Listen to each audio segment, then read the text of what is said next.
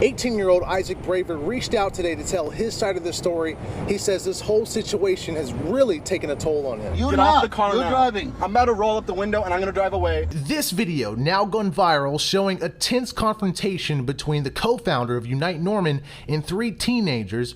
We are not identifying the co-founder since that person has not been charged with a crime.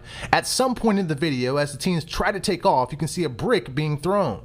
Don't! Oh my God, on camera. I don't know why he threw it. I don't know what he thought it was going to do. Isaac Braver was the person behind the wheel. He says before the incident happened, he was in the area to grab dinner. At the same time, Unite Norman was holding an event to gather signatures. I had absolutely no knowledge that that group was there. We got our food, and we realized that there were a lot of these, Unite Norman people wearing the shirt. We just thought it would be, funny and just entertaining to play a song that definitely did not align with their political ideologies. But he says that's when things took a turn. When he tried to leave the parking lot, he says the co-founder of Unite Norman approached their car. With a brick brandished overhead, I slowed and stopped and rolled down my window to talk to him.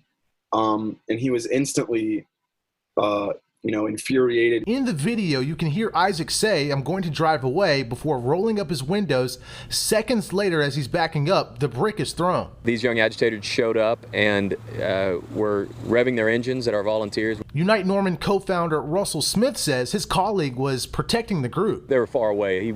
He wouldn't have been able to hit them if he was intending to throw that brick at the car, and I don't think he was. At first he asked them to leave, and then when they didn't, he had the brick and was like, "You stay here and I'm going to put this behind your tire. I want the police to come." Smith also says they ran over his associate's foot, but Isaac tells me that's not true.